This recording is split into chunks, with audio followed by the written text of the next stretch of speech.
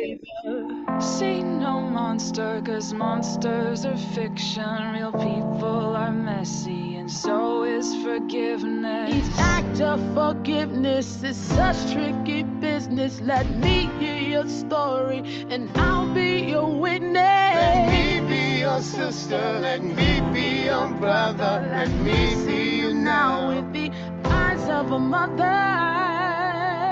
La la la la la.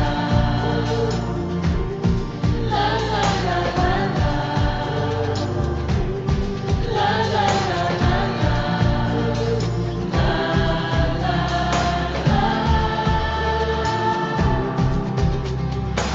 See no monster, just more learned behavior.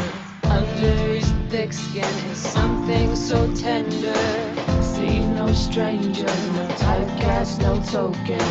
See all people as people in motion. There are no monsters, there are no strangers. That's just a shedding of armor. The act of forgiveness is such tricky business. Let me hear your story, and I'll be your witness. Let me be your sister, let me be your brother. Let me see you now with the eyes of a mother. La la la la la. La la la la la. La la la la la. La la la. La la la la la. La la la la la. La la la la la.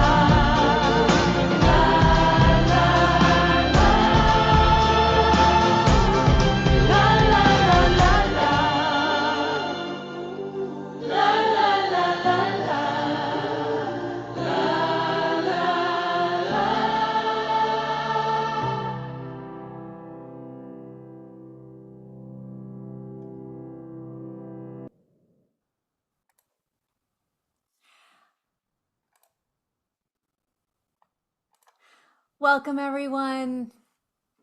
It is so good to be here together. My name is Valarie Kaur, and I lead the Revolutionary Love Project, where we have been building a movement to reclaim love as a force for justice, healing, and transformation in this country. This project produces learning tools and national mobilizations around one message: revolutionary love is the call of our times. I got to see many of you on the road last year. Last fall, during a divisive election season, we launched the Revolutionary Love Bus Tour, and we traveled on a bus to 45 cities across the United States to galvanize courage through music and teaching and dialogue. And every single night, I shared a story about how my ancestors in the Sikh tradition survived apocalyptic times and authoritarian regimes. They called us to become sage warriors, to see the world through the eyes of love and let that love ignite courageous action. I believe we are all called to become sage warriors now.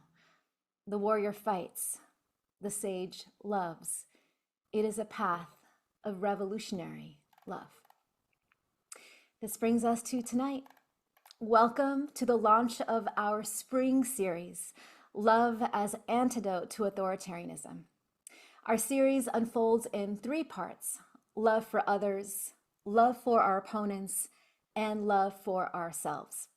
Tonight is part 1, love for others. How do we ground in love in the face of so much ongoing cruelty and chaos? How do we protect communities who are under attack right now? Next month, on May 16th, we'll hold part 2, love for our opponents. How do we ground ourselves in humanity, even in the face of opponents who deny our own? That will be our question. How do we engage across differences when the gulf seems impassable? Finally, on June 11th, we'll hold part 3, love for ourselves. How do we protect our pleasure, our joy, our community care? In other words, how do we find longevity in the labor for justice? I want you all to know that all of our programming at the Revolutionary Love Project is free. Just like every stop on the Revolutionary Love Tour, this medicine is for everyone, and we will continue to hold that commitment. We are a small leadership team made up of women of color, and so we ask you to support the Revolutionary Love Project with a donation if it is available to you. Like so many nonprofits, we are feeling the loss of traditional sources of funding, and so your contribution is very meaningful right now, more than ever, to sustain our work. You'll find that link in the chat. Let me provide an overview of our time together tonight. I'm so excited about our game plan. I'm going to begin by grounding us in this moment in history and to answer the question, why? Why and how is love an antidote to authoritarianism? I'll walk you through the core practices of revolutionary love, and then I get to invite the phenomenal leader, Fatima Gross-Graves, who leads the National Women's Law Center, into a conversation about how we all can meet this moment in history. We'll have a moment of reflection, and then I'll pass it on to my incredible team to give us tools, calls to actions, and next steps. And then I'm going to ask you to stay with us because we are sending you off with an extraordinary gift. Music from the beloved artist MILCK, aka my movement sister, Connie Lim. We know that many of you are gathering tonight in watch parties for this event, and we are so grateful that you are grounding yourselves in community. So our team at the Revolutionary Love Project has created a worksheet for all of you to use. So you can use this worksheet on your own, or you can use it with your people in real time. It is a tool for reflection. You'll find that link in the chat as well. We always anchor our gatherings by acknowledging the earth and calling in the ancestors. And so for a few moments now, I invite you to find your feet on the earth. Let yourself close your eyes wherever you are and take a deep breath into the body. Let it come and let it go. Notice the feeling of your feet on the earth. Imagine that there are roots anchoring you in the earth. Feeling that dignity of your spine as you feel yourself grounded. Imagining now that those roots are reaching out horizontally and connecting with my roots and Fatima's and Connie's and all the hundreds of people who are gathering in this moment. We are like trees in the forest. We look as though we are standing apart, but we are connected, sending each other information and energy and courage. Good, taking another deep breath here, let it come. And let it go. Imagining now the indigenous ancestors who walk the soil beneath your feet. Naming them, honoring them, imagining how they survived apocalyptic times and still lifted their gaze to sing songs of love and wisdom, past, present, and future. We honor them. And now I invite you to think of one ancestor who represents courage to you. It could be a teacher from history, or a figure from your childhood, or a beloved grandparent, but let them come to you now. Imagine them behind you, smiling at you. So proud that you are still here. You are showing up. Notice what that courage feels like in the body. Good. Keep them on your back. And picture now a child in your life who brings you joy. Imagine them in front of you, smiling at you. You can smile back. Notice what joy feels like in your body.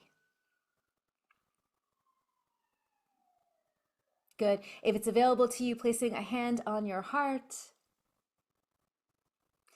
You are the link between ancestors and descendants, between past and future.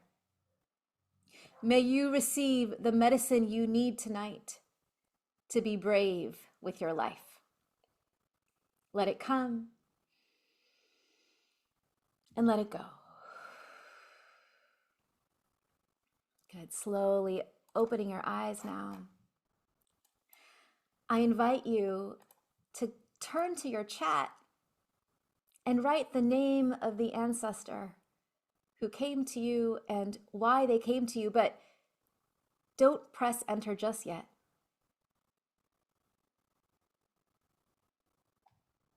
The ancestor's name and why they came to you. All right, are you ready? On the count of 3. 1, 2, 3, enter. Oh, look at this cascade. We honor you, Maria and Louis, Nana and Susanna, Virginia, Daryl, grandfather, John Lewis, Martin Luther King, June, Ella Morton, grandmother Annetta, grandfather Lolo, Aunt Agnes. Oh, we see you, John Lewis. Beautiful. Look at all the ancestors. All right, beloveds.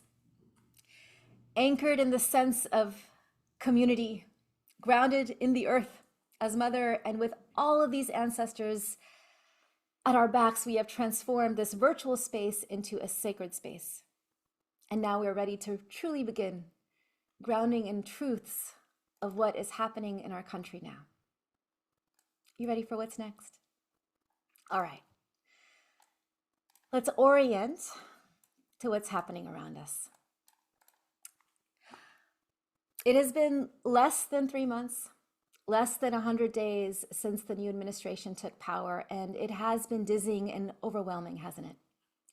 If you have been breathless, your breathlessness is not a sign of your weakness. It is a sign that you have been awake. There have been 185 executive actions as of Monday of this week. The speed, the scale, and the volume of these executive actions are meant to overwhelm us and make it incapable, make it so difficult for us to stand up with courage. Everyone I know right now who works in a field to protect and care for vulnerable peoples, undocumented immigrants, refugees, asylum seekers, trans and queer people, women and girls, poor people, youth and student activists, all of us have seen their work incinerated as our communities are being harmed in real time. All of these assaults on our people, on health, on education, on the earth, on the rule of law itself, is setting the course for the next 4 years. Here's what we know. Many of these executive actions are illegal and are facing ongoing legal challenges.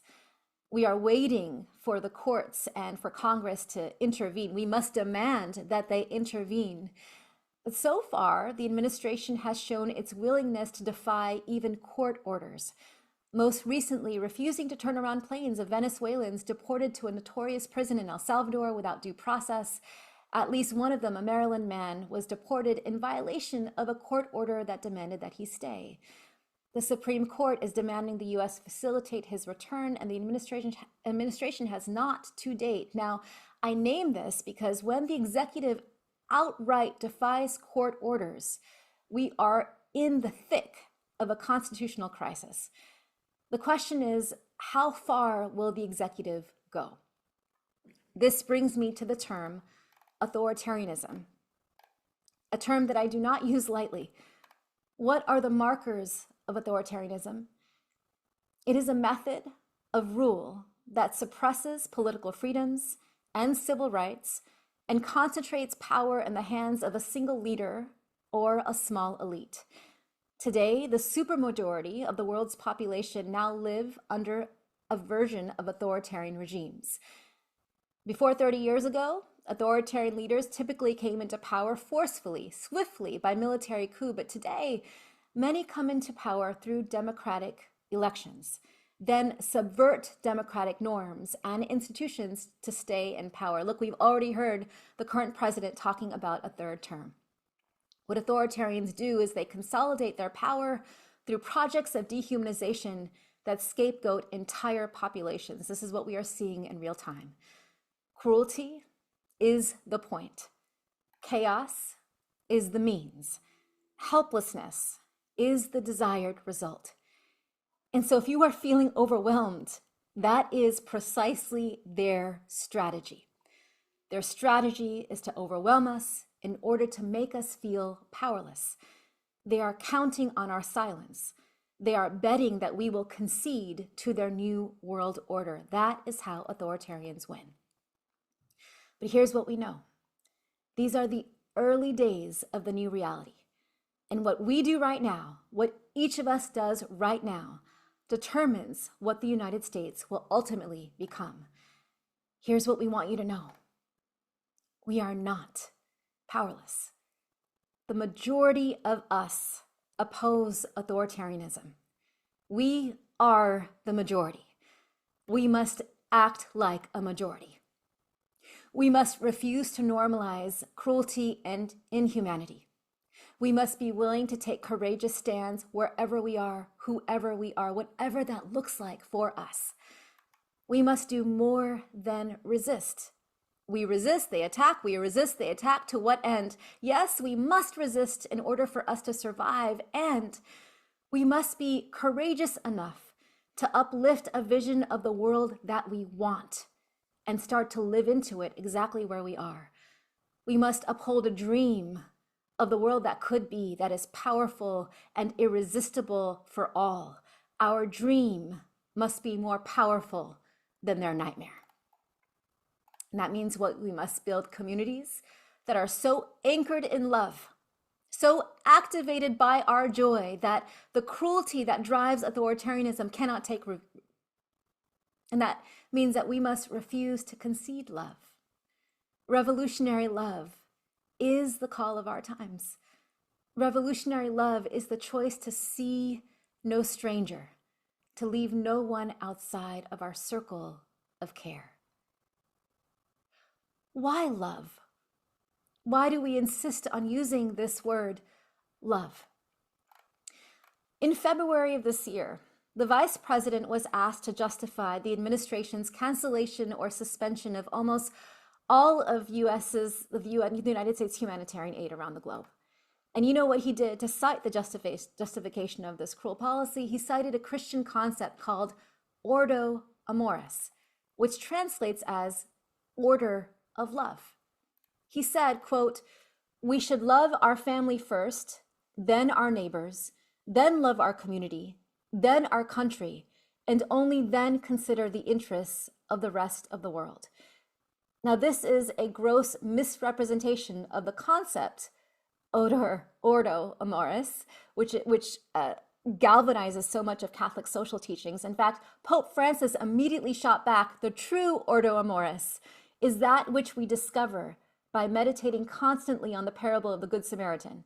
That is, by meditating on the love that builds a fraternity open to all, without exception. The vice president's statement offers the logic behind the cruelty that is driving authoritarianism in the United States today. If you believe that the capacity to love is limited, should be parceled out, or it will run out, then it results in a self-interested group morality where you identify only with those in your inner circle. Once you disable your instinct for empathy for them, for anyone who counts as them, you can do anything to them or allow anything to be done to them. All of the cruelty that we are witnessing, the tyranny that we are witnessing on so many communities right now, it comes from the root of this logic. It comes from lovelessness. This is why we are building this movement in the United States right now, a movement of revolutionary love.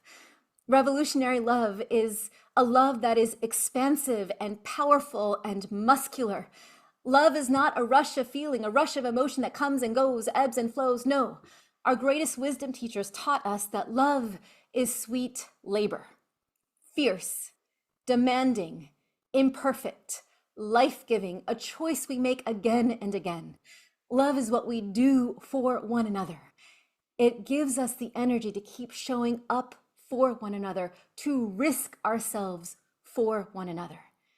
This is why love is the antidote to authoritarianism in the US right now.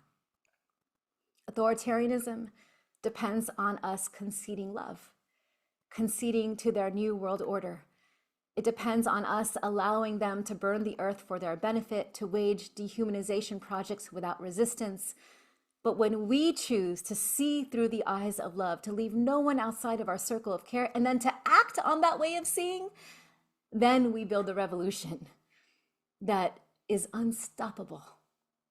This is the solution. This is the invitation to all of you here, all of you who've been with us the last 8 years as we've been building this movement, and all of you who are joining for the first time tonight. We are all about the how. How do we practice revolutionary love? And that brings us to the tool that I want to put in your hands tonight. It's our flagship offering at the Revolutionary Love Project. It's called the Revolutionary Love Compass. You see, the call to love has been on the lips of Indigenous healers and spiritual teachers and social reformers for thousands of years. And now our very future depends on whether we can put the love ethic into practice on a scale we haven't yet before. And this is why we built this tool. I am going to invite us, my beautiful teammate Ashley is going to put the compass, there it is, it's nice and big for you all to see. So this tool is something that you will be able to demystify in just a moment. And so stay with me as I walk you through how to use it. The Revolutionary Love Compass begins with that definition of revolutionary love. Revolutionary love is the choice to enter into labor for others, even our opponents, and for ourselves. So the way this compass works, you see that outer ring? There it is. Others, opponents, and ourselves. The way the compass works is that you can point it to whomever you would like to practice loving. When we choose to love another, that practice is called see no stranger. When we turn the compass and choose to love an opponent, that practice is called tend the wound. And when we turn the compass on ourselves, that practice is called breathe and push. Tonight, we're going to be focusing on one slice of the compass, how to love others, that see no stranger practice. And our part 2 session next month, we'll be focusing on how to love our opponents. And in part 3, we'll be focusing on how to love ourselves. So let's begin with how to love others. The practice is called see no stranger. And it begins with this core orientation to wonder. Wonder is the root of love. Now, this was a surprise to me in my research on revolutionary love. I thought empathy, to feel as another, or compassion, to feel for another, was the root of love. It turns out that empathy and compassion ebb and flow, come and go as useful orientations, but the core orientation, the primary act that determines whether you are in a loving orientation to another, is to wonder about them, to look upon their face and think, you are a part of me I do not yet know. What is your story? Who are you? What is at stake for you? To imagine that their internal life is as vast and intricate as your own is to retrain your eye to see all others as us. Now, this is a radical intervention, for our minds are wired to see in terms of us and them. We know that implicit bias is real. Within a split second, our minds decide whether the face in front of us belongs to an us or them. And in the United States, racial hierarchies most determine where that line belongs. Authoritarians depend on our failure of imagination to see them as part of us. That is how they wage entire campaigns of dehumanization without the rest of us resisting. And so the choice to see them as part of us is not only an anti-racist action, it's an anti-fascist, anti-authoritarian tool. How do you practice this? Imagine moving through your day and seeing all others on the subway, on the screen, on the street, and saying in your mind, sister, brother, sibling, my child, beloved, you are a part of me I do not yet know. When you are doing that, you are retraining your eye to see all others as kin. Who we see as part of us determines what we do, whose stories we can hear, whose grief we let in, what policies we support, what leaders we elect. This current administration is betting on our failure to wonder about each other as part of one human family. And so you making the choice every day and standing in that choice where you are matters. Model that choice, demonstrate that choice, share that choice. Your wonder is a revolutionary act of love. Now you might say, when I wonder about others and I listen to their stories, there are so many communities in harm's way right now. That is a lot of grief to take in. That leads me to the next practice, which is to grieve with others. Grieving is a primary act of revolutionary love. Grieving is not secondary, as it's all so often treated in our movements. No, grieving is primary. For grieving with others, we gain information for how to fight for them. Here's what I need you to know. You only have to partake in the grief that is yours to share. Not the whole world's grief, just the grief of the community or the individual or the child who needs you to grieve with them. There is no fixing grief. There is only bearing it. And when we bear it in community, we can survive it and alchemize that grief into language and meaning and action. You don't need to know people in order to grieve with them. You grieve with them in order to know them. And whenever human beings who have no obvious reason to love one another come together to grieve, they build new relationships and new movements. Our ability to stand for immigrants, for trans and queer people, for communities of color, for all of those who are in harm's way right now, depends on our relationships, our bonds, our willingness to gather and grieve collectively. Who are you ready to grieve with? Whose grief are you ready to share? What grief are you carrying in your body that you have not yet shared with another? It could start really simple, a lit candle, a phone call, a walk. It can build to vigils and marches and movements. But grieving as an act of love keeps us in relationship and shows us how we might need to fight for each other. And that brings us to the final practice, to fight. My ancestors were sage warriors. They fought with swords and shields. There are non-violent forms of resistance now that are called upon for each of us. What is your sword? What is your shield? Is it your voice? Is it your pen? Is it your pocketbook? Is it your tech? Is it your time? Each of us, no matter where we are, has something that we can do in order to stand and fight for others. How will you stay in the fight? How will you believe that your role in the fight matters?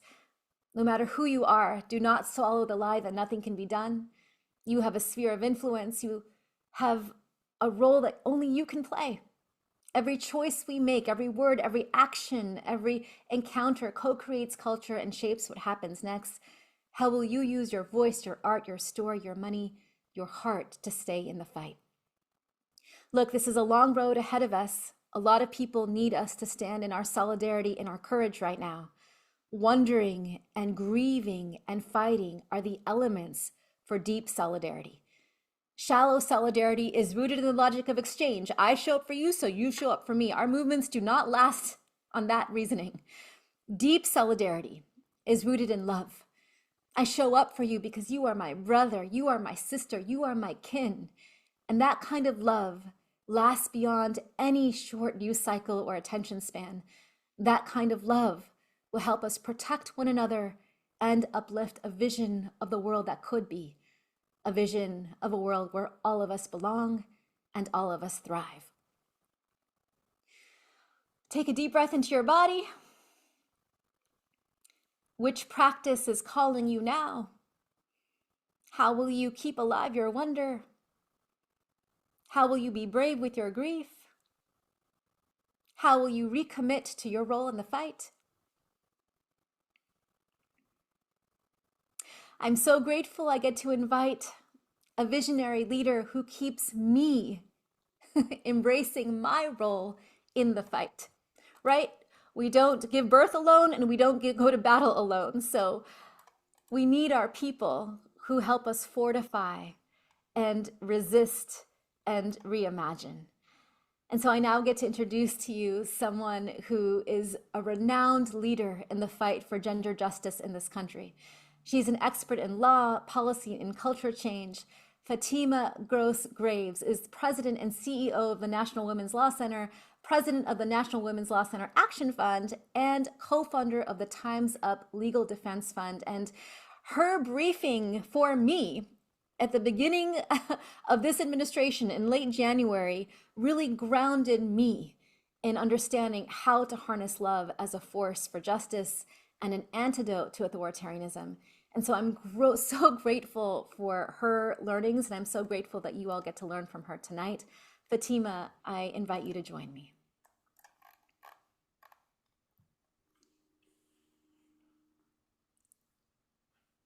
Hello, sister. Hello. Oh, I didn't know how much I needed this grounding tonight myself. So what a gift. Thank you so much. What has most landed in your heart from what you've experienced so far about the message and the community and the movement we are building? Well, there has been so much, but I'll tell you what I wrote down. And I might be misquoting you, but at some point you said that our dream must be more powerful than their nightmare. And I'm going to hold on to that because it is so very right, so very true, and actually so very possible. So thank you. Thank you. Thank you. I'm really glad to be here.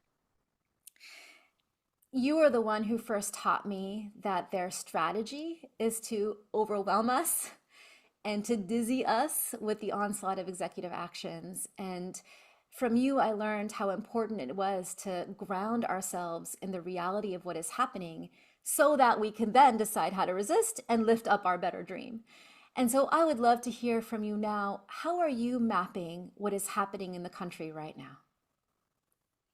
Well, and I'm so glad that you named that because I can't believe it's only been maybe 2 months since I last saw you because it probably has felt much longer. And part of it starts with who we are as the National Women's Law Center. I should just say that we've been around for over 50 years, and our work is work that seeks to protect and defend the rights that are most critical for women and girls in this country.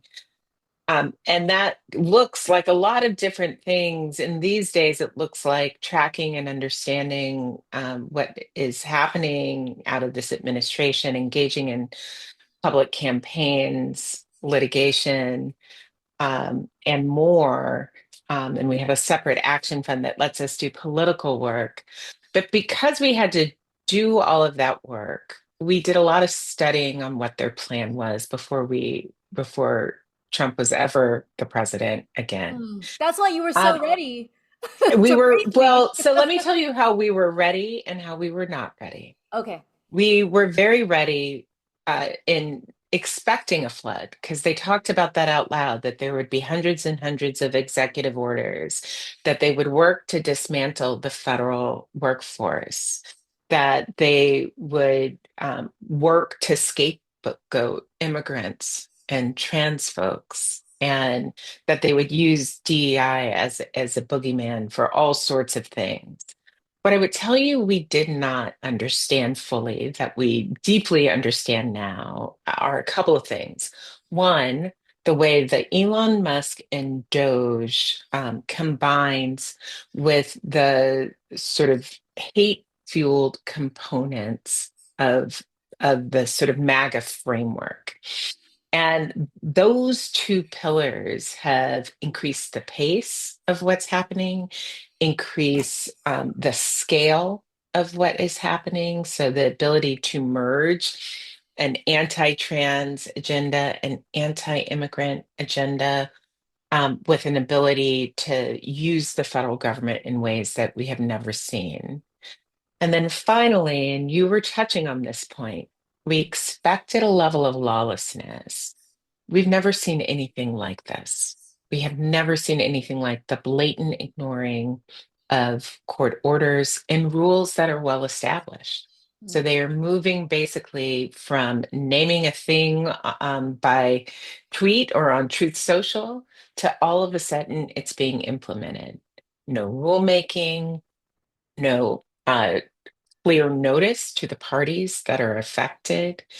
And so the strategy of having litigators confront the lawlessness head on with the people using their voices, their bodies, their stories, their experiences is our most powerful tools at the moment to demonstrate our opposition to an agenda that's not popular. The last thing that I want to say is the reason that they fled the zone is twofold. One, to make it so it's almost impossible to keep up, and that includes the media. That if you have a different story or idea every day, how are they supposed to report it? And sometimes really important things happen that get no reporting, and sometimes it gets just a tiny story and they move on and they never return. Mm. But the second reason is to make you feel powerless, to make you believe that the story is already written. There is nothing that you may do, and that it is better for you to just sit back, no matter how much you disagree, because it's already been decided and we're just moving on. And if they can distract you in that way or make you feel so deeply powerless, then in the end, they can win. So many of our ancestors on this soil, especially our Black and indigenous ancestors, have survived cycles of oppression in the United States. And so in some ways, the kind of onslaught and the attacks on our communities are not new. And I feel like so many of us are reaching into ancestral wisdom, emotional, spiritual sources to be able to be courageous in this time because of what we've already survived. And it strikes me as I'm hearing you speak that there is something unprecedented about this particular era in history. And this is the first time that we are hearing the word authoritarianism so boldly used to name the psychological violence and the state violence that is unfolding. And so I'm wondering if you can talk about both the continuation, right? How this is not quite an aberration, but it's a continuation of our darkest impulses in this country, but to really zero in on what is new, the threat of authoritarianism on this soil as new. And I think it's important that you went to our ancestors first because there are certainly many periods, long stretches in our history where this very imperfect democracy has not been felt at all. And many of us have been trying to go back to those periods, whether it's the, the Reconstruction era or the Jim Crow era, and really study them and understand them. But the sort of authoritarianism, when we think about that, it's really this strict obedience to authority, and you have to give up your personal freedom. And fascism is sort of a model and a philosophy that is a way that authoritarian governments can operate, right? And I think the thing to keep in mind, and there's lots of debates about are we actually yet in an authoritarianism state? And people can disagree around whether we have broken through or whether we are basically on the cusp, right? And I think at the very least, we are on the cusp. And what that means, though, is we are in a very serious contention for whether or not we will have something that looks much more like a dictator that has absolute power and control, where most people in this country, except for meaningful dissidents, believe that they must defer. And that can happen through coercion, that can happen through fear. And lots is given up in the trade-off, from civil liberties to the ability to be equal at all. And in order for that to be fulfilled, a lot of people have to believe that it is easier or something in their life might be better if, for them, if they give up some amount of freedom, even if others are harmed. Our dream must be more powerful than their nightmare. Before we get to our dream, I want to ask you more about their nightmare. And I'm trying my best to understand the world that they want us to inhabit, how they want to trap us in their imagination. And so I want to take just a few minutes to map out the executive actions we've seen so far and ask you what you think they all add up to. You ready? Well, you can, and I've started to do this, you can sort of categorize some of them, That's right? what I'm attempting. I was like, if I can just anchor myself in a map, then Yeah, I can pick up the phone and the next thing I can put it into that, like, oh, that's that assault. it's helpful I don't know that it's helpful in life, but it is helpful to understand that they are falling into some patterns.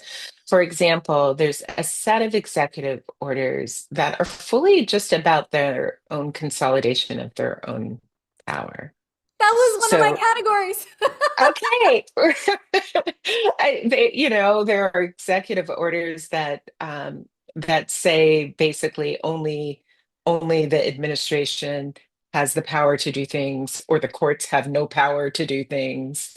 And they can't say that or do that, but they put that out with the hope that people will understand that there are executive orders that have led a review that we expect the results of it any day now, where they're going to get rid of dozens and dozens of rules that guide how agencies do work.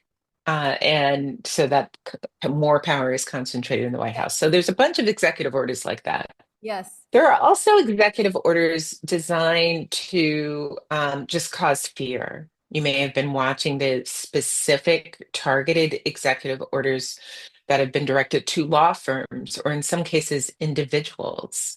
Uh, and those are really fully about punishing their enemies, but demonstrating that this whole sector must, in the president's words, bend to their will. And so, they're mostly about power, a little bit about punishment, but mostly about demonstrating power. There are executive orders that are fully about scapegoating.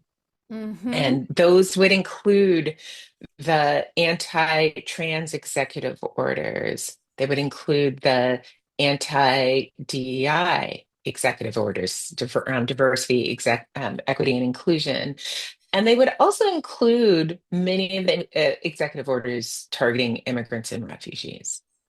Those executive orders are to remind people that it is worth it to trade off your freedoms, and it is worth it to allow them to dismantle our government and our democracy in service of these areas, of these scapegoats. Your lives are not as good as they could be because of those three things. And so they're always returning to them. Anytime they need a distraction, they return there. Anytime they want to rile people up, anytime poll numbers are going down, you see a pattern of return. But the big fight is the fight that I think you've actually not seen them wanting to talk about a lot. And that is tax cuts that would allow for trillions of dollars to go to the wealthiest tiny amount in this country. So a lot to billionaires. And to pay for that, they're going to have to do dramatic things to Medicaid, dramatic things for our health, our food, our safety in this country. And that's not popular. Mm. And that has to be done through Congress, but the president has set the framework and the conditions. And so anytime that's not going well, I promise you, if you are wondering, why am I hearing so much about trans folks today? What happened in the world that would make this a day where I need to hear more about a 12-year-old girl who's playing soccer in the middle of the country? The reason is because there's something that they're trying to distract you from. One more thing I want to note, because I think this is not just true in the United States, it's actually been true around the world. And that part of how authoritarians have come to power is in part through testing their theory and framework on controlling the bodies and lives of women and setting forth a very narrow understanding of gender. So Mm, we've seen escalation and restrictions on reproductive freedom, followed by laws to limit the rights for women to vote, the rights for women at work, escalating efforts to make a narrower and narrower idea around gender. And so we should track that, sort of what happened in the past couple of years before we got to this moment.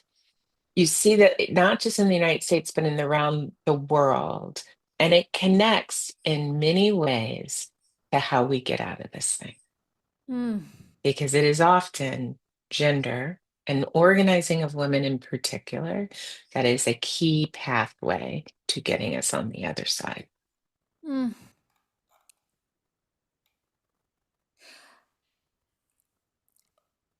What you helped me understand early on uh, is that as powerless as we are made to feel, that we are in the majority, that the majority of us oppose the consolidation of power, the attacks on health and education, the scapegoating of these communities, the restricting of women's bodies, everything that you have named is like we oppose those things. Millions of us oppose these actions. We are the majority. We must act like a majority. My question is how how do we take that action? What are the actions that you would like to Yeah. see? And especially those of us who are gathering as part of this movement, doubling down on love. We want our love Um, to inspire courageous action, and we want to be strategic about what that action is, what it looks like. And yeah. so, when you think about what you would love to see from all of us, what does that look like? And I am so glad you landed on that final thought, because it is hard to be courageous. It is especially hard when you are grappling and navigating fear. Like fear is sort of the first and the last approach. And love and community is the antidote. It is the fuel to find your courage. So there are lots of things that can you can do, and I believe things that are best done together. So we can flood the zone too. They have flooded the zone one way. We can flood the zone back in big and small ways. You can organize your friends for salon dinners and share information and resources. By yourself, you'll feel overwhelmed. Together, you might not. You can share actual credible resources and facts and reports with your network. Again, you don't have to overwhelm them, but they will trust it because it comes from you. You can donate to organizations who are in the fight and encourage your friends to do the same. Bring them with you. I promise you, by yourself, you might feel like you're not having a huge impact. Together, we will have a huge impact. And I also want you to know, I remember, when we were all together 2 months ago, I was bumping into a bunch of folks and they were saying, "What is happening? No one's doing anything. Who's going to save us?" Well, we're all going to have to save ourselves, but some of us are spending more time on it. When I think about the work at the Law Center, we're definitely doing the work to defend our existing civil rights and remind everyone that those have not gone away. So we've intervened in cases to support student survivors. We're defending the rights for our sisters at the Chicago Women in Trades to be able to show up against Trump's ridiculous anti-DEI executive orders that chilled their important job chaining initiatives that they had to get women on the jobs in construction. But we are so committed to making sure people are willing and able and do get off the sidelines and fight for all that we have at stake in this upcoming fight around the taxes in this country and where we are going to invest. So we work not by ourselves ever, but in key coalitions with so many organizations and so many individuals who are working to educate the public about this tax plan and that it would give massive tax rates to a tiny, tiny amount and that the rest of us would be left out. Join those campaigns, share information. And the other thing I want to just name is that highlight others who have been courageous. People need to see it. And there have been so many people who have been courageous in moments by themselves, unexpected, and often not those who have the most power in this society, by the way, but their courage is coming from some other place. They are willing to show up because there's something else that's telling them that they can do it. So whether it is you raising your hand or pointing out that somebody else has done that, we need you to engage. Fear is contagious, and so is courage. Courage is contagious. And I love what you invited us into, which is what is your source of courage? I see all of the ancestors we named in that chat who showed up in apocalyptic times to play their role in history. And it strikes me that the more time I spend with my own ancestors, the more I come to understand that in every turn through the cycle of human history, people have been thrown into the darkness. And they have a choice. Do we retreat into whatever privilege we have? Do we hide our head? Do we despair? Or do we lift our gaze in the dark, refuse to see the darkness of the tomb, insist on seeing the darkness of the womb, and ask ourselves, what is wanting to be born of this moment? What is wanting to be born of me? And who can take my hand and help me breathe and push through the dark? Who can help me be brave now? The world has ended many times before, and the world has been rebirthed many times before. This is simply our turn in the cycle, which brings me to my final question for you. We talked a lot about their nightmare, and now I want to end with talking about our dream. Fatima, dear sister, what is your best dream for where we are as a country at the end of these 4 years? And what is your best dream for where we might be in 50 years, in 250 years, however long, however long you want to make the arc? Share with us even a glimpse of that dream so that we can be bold in our dreams too. So, in 4 years, we're going to be facing a lot of destruction.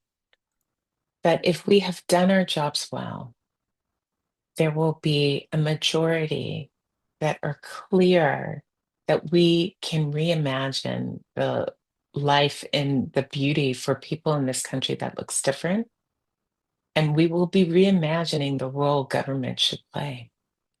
And it won't just be dreams of going back to the day before Inauguration Day 2025. We'll build something more just and more equitable than existed before. So we have to hold on to that for the next 40 years.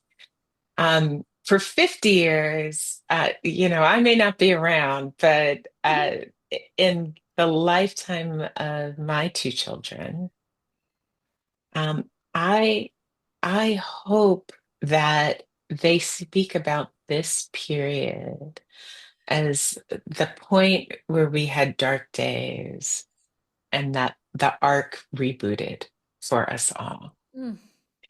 And that story they will tell to their own children, I hope will be one that is not easily forgotten the way we have too easily forgotten some recent memory. And in 250 years, I think that world that I've always named, that we can live and learn and work with safety and dignity and equity and bodily autonomy and love, will be true for women, for girls, for LGBTQ folks, for people of all races, for all in this country and around the world. Hearing you, I feel called to close our conversation with the words from Sage Warrior, which is my ancestral wisdom on the page. The world we have known is ending. A new world is wanting to be born. What is needed now is for survivors of trauma and witnesses of crises, all of us, to see ourselves not as victims, but as pioneers of a new way of being human. We can all become Sant Sipahi, sage warriors. The warrior fights, the sage loves. It is a path of revolutionary love. Fatima, I'm so honored to walk this path of love with you. Thank you for making me brave. Happy sister. Love you. We have a moment to breathe now, a moment to reflect on all that we have heard and to consolidate those learnings in our bodies. And so I invite you now to spend a few moments to breathe with me. You can find your feet on that earth again, still there, still connected. Ancestors at your back, still there, still connected. The children of the future we are laboring for, still there, still held in our hearts and our consciousness. Good, I invite you to close your eyes and notice what is coming up for you.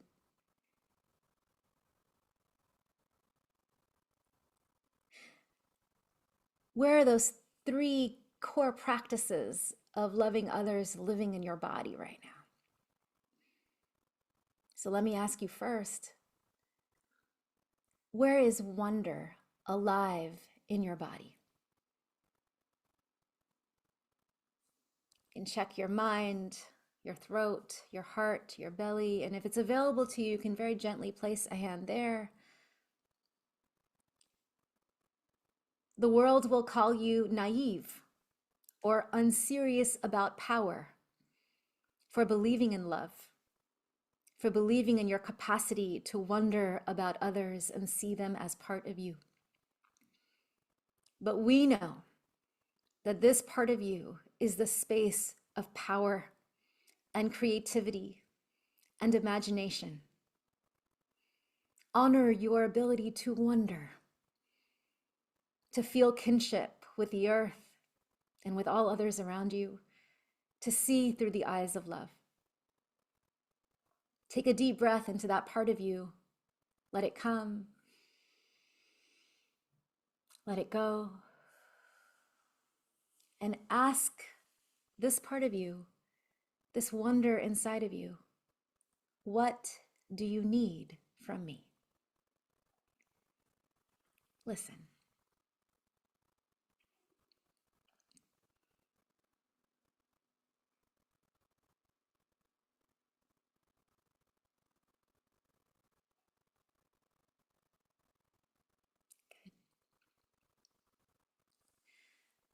Where in your body are you carrying grief? Check your head, your throat, your heart, your belly. Place your attention there. Or if you would, a hand as if you are touching your most beloved. Your grief is not a sign of your weakness. It is a sign of your capacity to care, your capacity to love. Honor your grief. Ask this part of you, What do you need from me? How does your grief want to move? How does your grief want to be shared? Who are you ready to grieve with? How are you ready to be brave with your grief in community? Take a moment and listen to your grief. Sending a breath to this part of you, let it come. As you let it go, listen.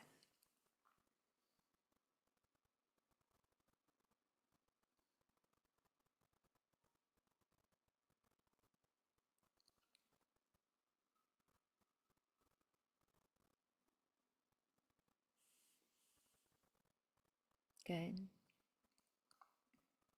Finally, where is the fight in you? Where is the heat, the quickening? Maybe that part of you has a lot of anger behind it too, that ability to connect with the energy in your body, to stand up, to be courageous. Courage is not a calculation of the mind. It is a choice of the heart. Where in your body are you carrying that courage, that ability to stand and fight, whatever that looks like for you? Where are you carrying the fight impulse in your body right now? Check your head, your throat, your heart, your belly. Good. Place your attention or your hand there. We need this part of you. We need your fight. The onslaught of news, doom scrolling. Every hour you will hear information that attempts to put out this light, to make you feel small and helpless. But no, remember this moment, grounded in community, ancestors behind you, called to stand and be brave with your life, whatever that looks like. Honor your fight. Take a deep breath into the body, into this part of you. Let it come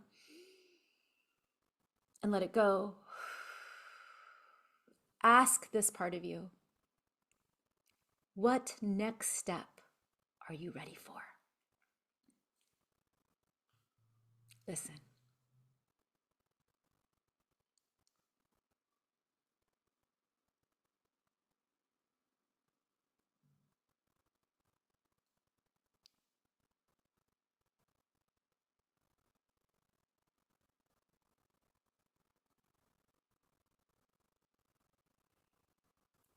Good. Let it come and let it go. You can slowly open your eyes and reach for a pen if you have that worksheet. These are the questions to journal into. You can draw images or words that came to you. If you just have a journal, you can do that too, but capture this information. Capture it because it gives you insight for how you wish to use that compass for what you do after we gather. Know that you are not alone. There are thousands of people across this country, tens of thousands of people, who have the revolutionary love compass in their hands, who are making their choices every day for how to be brave with their wonder, how to grieve, and how to stand and fight. That you are part of a movement, a revolution of values that Dr. King long called us to, a revolution of the heart, a revolutionary love movement. This is not a 4-year campaign. This is a 40-year vision to shift culture and consciousness in this country, to invite everyone into a way of seeing, a way of being that leaves no one outside of our circle of care, to build communities of belonging that are healthy and resilient and sustainable and in communion with each other and with the earth. The beloved community was never devoid of conflict. That's not what Dr. King taught. The beloved community was a space where people showed up, even in solving those problems and solving those conflicts, leading with love. We can and we must become human beings who know how to love as a way of being. As a civil rights activist, I've spent 20 years organizing around hate. I have made a vow to spend the rest of my life organizing with all of you around love.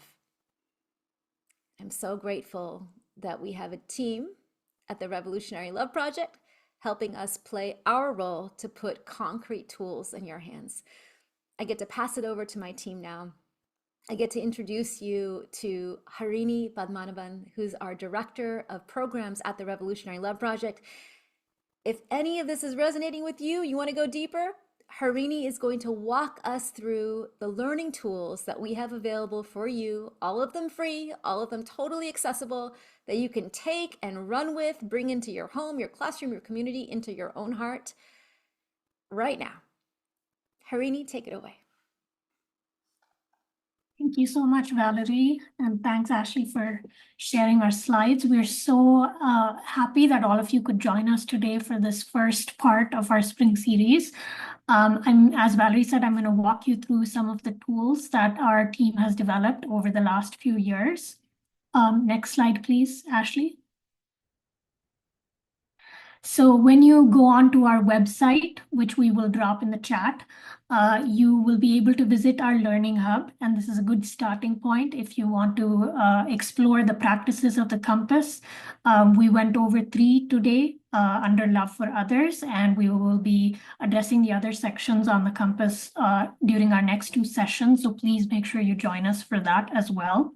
We will also be building out this Learning Hub over the next couple of months, so please sign up for our newsletter if you haven't done that already, so that you can be up to date on as we grow out this Learning Hub. Next slide, please. We have also created the See No Stranger Educator's Guide, which is a tool for anyone who wants to use revolutionary love as a force for justice. We encourage anyone who is either an educator in a traditional classroom setting or is a community leader or is a faith leader and wants to bring these practices into their congregation. This is the tool for you. We try to tie in the practices of revolutionary love to timely movements in our current day and age, such as Black Lives Matter, disability justice, and the Me Too movement. Next slide, please. We also have our World of Wonder Early Childhood Learning Hub on our website. This is a good starting place for anyone who wants to bring revolutionary love to the young people in their lives. Next slide, please, Ashley. On this Early Childhood Learning Hub, we have 2 resources for you. The first is an Early Childhood Educator's Guide to Revolutionary Love. So this is for the teachers, the after-school program staff, the school administrators, anyone who works with the families of young children. This is a tool that will allow you to bring revolutionary love into your policies, into your classrooms, into your engagement with young children. Next slide, please. We also have the revolutionary love letters to parents and family members for anyone who wants to use these practices in their home. We have a lot of great tips in these letters, as well as suggestions for children's books. Next slide. And finally, we have the Sage Warrior Study Guide. You would have seen Valarie hold up her book, Sage Warrior, a couple of minutes ago. This study guide is in accompaniment to that book. This guide is for anyone who wants to do a deeper dive into the ancestral wisdom that has shaped the framework of revolutionary love. And next slide, please, Ashley. We will be sending out this flow chart to all of you after the event.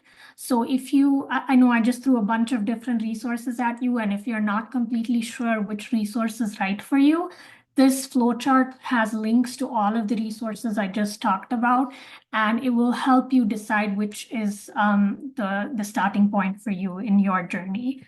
At this point, I would like to turn it over to my colleague and our Director of Movement Strategy, Anusha Mehar. Thanks so much, Harini.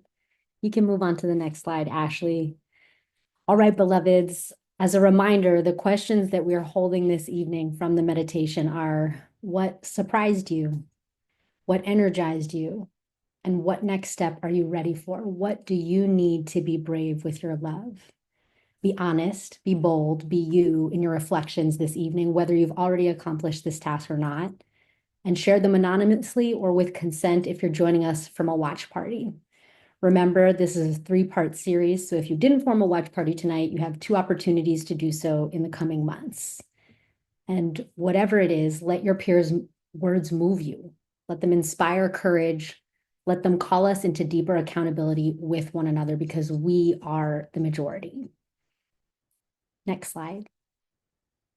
This is what that worksheet looks like. If you didn't have a chance to download it yet, I encourage you to download it and even work on it on your own, even if you're not joining us from a watch party. Next slide.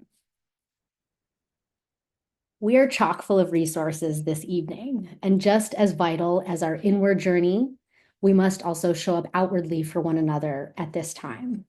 So let's move from awareness to action. There are so many ways that we can rise up in love, not just one, but many. Whether you're called to march, write, donate, or create, or all of the above, your offerings matter. So here are a few ways that you can show up in person, on the phone, via petitions, on texts, with just a few of our trusted partners. Okay, we have a couple calls to action that are upcoming. The first is tomorrow, April 17th, with the Coalition for Action in Higher Ed. Students, educators, and workers across the country are rising up to defend the freedom to teach, learn, and organize on campuses. So, to push back against censorship and corporate control in education, join the Day of Action at dayofactionforhighered.org. All of the websites are listed for all of the actions, and we'll make sure that we circulate those after this call as well. The 5051 movement is organizing a national action this Saturday, April 19th. 50 protests, 50 states, one movement to protect our democracy. You can find your city's action on their website. And you can stand up for workers' rights this May Day. International Workers' Day is May 1st. So let's show up strong for the working class. You can join or host an event in solidarity with International Workers' Day at maydaystrong.org. The actions are not exclusive to May 1st. They're happening from pretty much next week through all of May. Next slide. Okay, if you can't show up in the street, we have other options for you to show up as well. You can make calls. There's an incredible app called 5 Calls where you can pressure representatives in just 5 minutes. They offer call scripts, issue briefs, and direct numbers all in one app. So you can download 5calls.org to get started today. The National Women's Law Center, I would be remiss if I did not mention opportunities to activate. We heard from President of the National Women's Law Center, Fatima Graves, this evening, where they're leading powerful campaigns for gender justice, from reproductive freedom to workplace equity. So you can sign on to a campaign that speaks to your heart at their website. You can volunteer. The Transgender Law Center is offering opportunities to gather on March 31st. On March 31st, folks did gather for Trans Day of Visibility. Hundreds of people, in fact, gathered on the National Mall on Washington, and the fight continues. You can offer your legal support if that's a skill that you hold through the largest trans-led organization in the United States, advocating for freedom and safety for trans, BIPOC, disabled, and HIV+ communities. Their website is listed. You can also get educated. We need to talk to one another so that we can get organized in person. You can join the Center for Popular Democracy's National Fight Back Call every other Thursday. There, you'll get trained in relational organizing and take strategic action to counter the far right. Their website is listed. The Immigrant Legal Resource Center is offering printable red cards. These are pocket-sized multilingual guides to help people in the United States know their rights and access legal support, regardless of their immigration status. And you can download those cards, put them at your local coffee shops, in libraries, bookstores, from their website, which is listed. Next slide.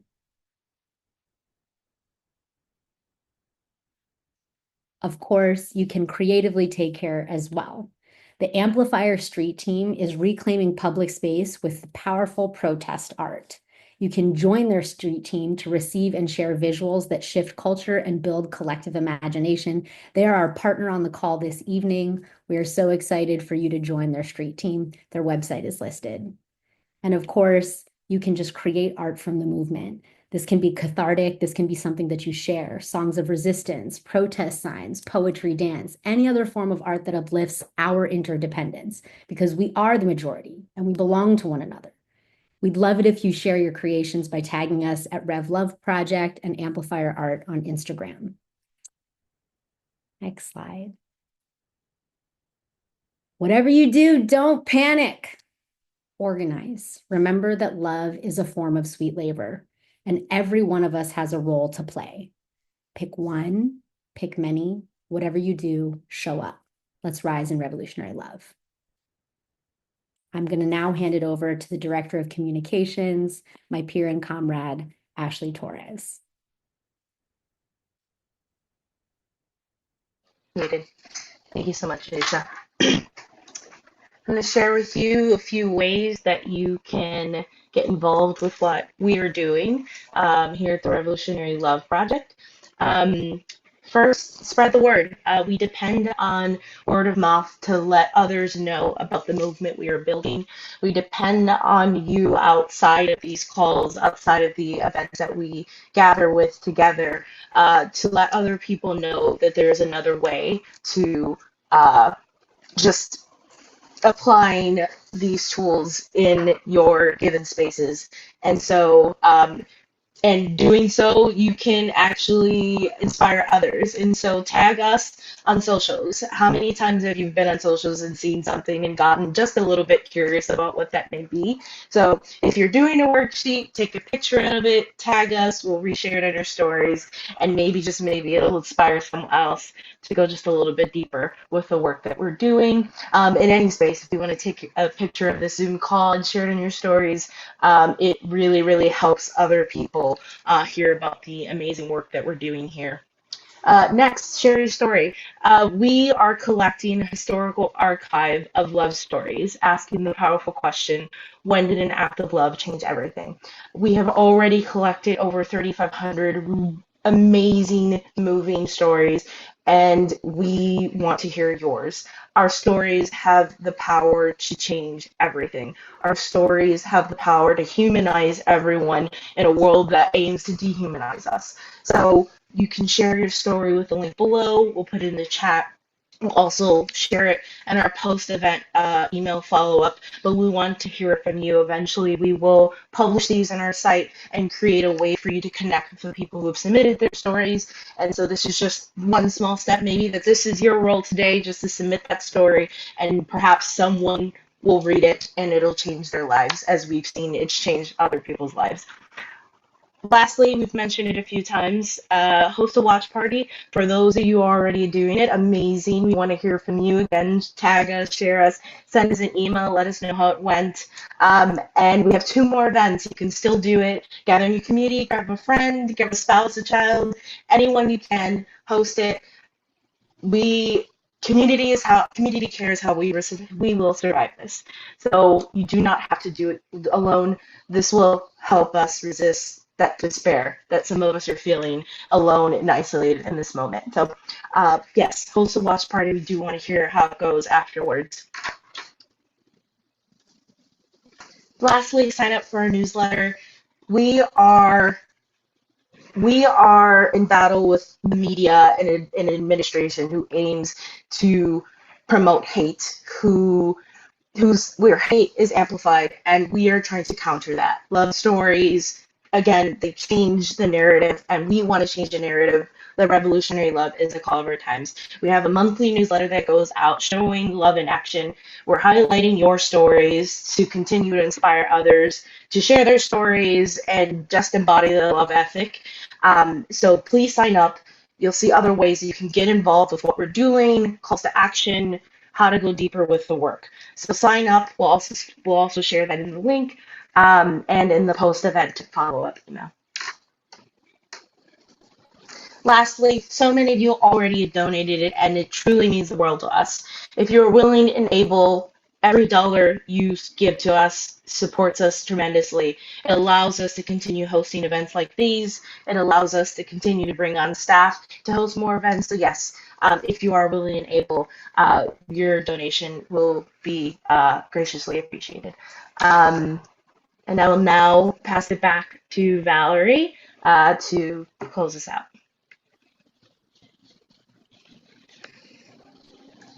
I have a surprise guest to close us out tonight. What's your name? Ananda. And how old are you? 6. And what does your name mean? Joy. Did you all hear that? We're going to end with a lot of joy. In just a moment, I get to introduce you to a phenomenal musical artist, sister in the movement. I just want to spend a moment to tell you why music has become so essential in our movement. And Ashley, could you put up those slides to give them glimpses of the Revolutionary Love Tour? And you might want to mute your line as well. We hear some glitching. Yes. All right. So you all who joined us on the tour, you all know this. For those of you who hadn't, we have one more stop in Boulder next week. So you can go to revolutionarylove.org/tour to join us in Boulder next week.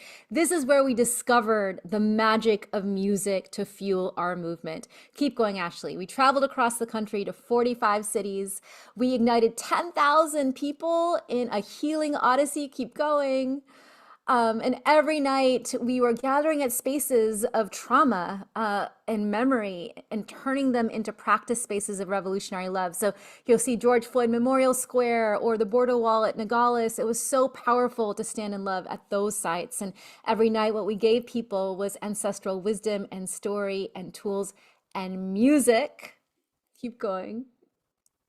And we equip people with a compass. That's why we got tens of thousands of people practicing that compass with you. We launched our historical archive of revolutionary love stories. And we spread public art all across the country. So if you're seeing street signs here on the west side of LA, if you're seeing posters, you see that billboard in New Orleans, this is a movement that is real, alive, pulsating on the ground, thanks to our partners at Amplifier Art. And everywhere we went, we had special guests on stage to tell their stories. Like you heard Fatima speak, we had 75 thought leaders, artists, and activists, all telling stories about how an act of love changed everything for them. We are teaching the chorus how to sing. I am just one note in the symphony. All of our voices together are lifting up this movement for revolutionary love. And that brings us to one of our most powerful musical guests on the tour. She lit us on fire at our stop at the very beginning of the tour. Singer, songwriter, storyteller, humanitarian. Her work returns us to the power of our voices and our own creativity. Her breakout Survivors anthem, Quiet, became a global viral sensation and a Billboard #1 protest song. She's collaborated with artists like John Legend. We are so grateful that she is here with us. Her music is medicine for my soul. And I can't wait for you all to experience her live. We are so lucky tonight to welcome Connie Lim, known to the world as MILCK. Thank you so much for having me, Valarie and Fatima. That whole segment was so grounding. And I love what you said about how you found through research that grief was one of the primary moves in revolutionary love, and that has been moving me for sure. And it makes me want to share this song called Sisters of Winter, which I shared in your living room for the first time, like sharing the song, and I've realized that there's a power to it. So for anyone listening, I'm going to sing this a cappella, and there is wisdom from Octavia Butler in here. There's wisdom from Bruce Lee in here. There's wisdom from indigenous agricultural practices, and also East Asian motifs about strength and resilience. So I hope you enjoy, and I'm going to start now. The king's shadow is moving again. Baby, there's blood in the river. Get for storms ahead. Call on the sisters of winter. Breathe out, don't keep it in. Grief is a sacred giver. Keep steady and rest your head. At dawn we ride together. When the sky turns golden, we will ride. When the sky turns golden, we will ride. For mothers, fathers who have cried, ride. When the sky turns golden, we will ride. The king shadow is moving again. Don't you get pulled by the silence. Get ready for storms ahead. We are the lamb and the lion. Scream out, don't keep it in. Rage is a sacred giver. Keep steady and rest your head. At dawn we ride together. When the sky turns golden, we will ride. When the sky turns golden, we will ride. For mothers, fathers who have cried, ride. When the sky turns golden, we will ride. Come what may, God is change. Be ready as the water. Come what may, God is change.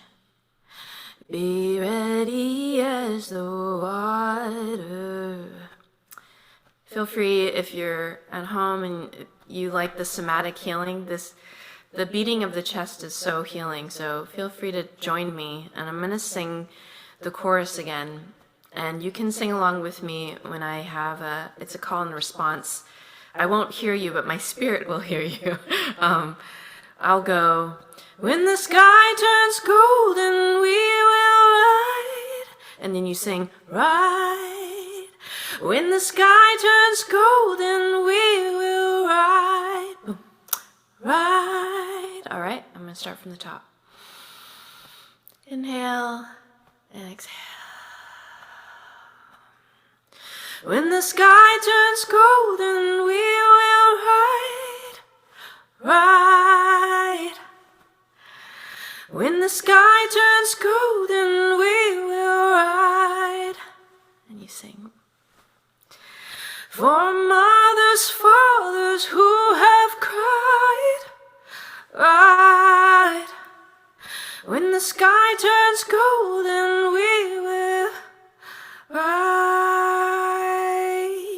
Come what may, God is change. Be ready as the water. Come what may, God is change. Be ready as the water. I will be releasing that song in the next few weeks, and please keep in touch and listen to the song again on my socials at MILCK Music. And I'll be joining the Revolutionary Love Project for the next 2 sessions, and it's such a great honor. So thank you again, and I'm going to pass it over to Valarie. We're all applauding wildly. Can you hear us? We will ride. We will ride together. Thank you so much, Connie. We love you so much. Thank you. Listen to MILCK's music anywhere you get your music. If you need spiritual nourishment, read Sage Warrior. Get this book wherever you get your books. And that concludes our Love for Others, Part 1. How we stand in solidarity. We got lots of calls to action, lots of work to do in the coming weeks. And then In 1 month from now, on May 16th, we'll be gathering for part 2. How do we show up with love even for our opponents? We will see you there. We're going to end with this last truth. Keep your ancestors at your back. Keep the children we are laboring for in front of your eyes. For this is what we know to be true. You will be an ancestor one day. They will sit in front of some kind of screen and close their eyes and summon you. You will be the one behind them. And if we show up now with all of our hearts, what they will inherit from this time will not be our trauma or our fear, but our courage, born of joy. Good night, everybody. I'll say good night. Good night.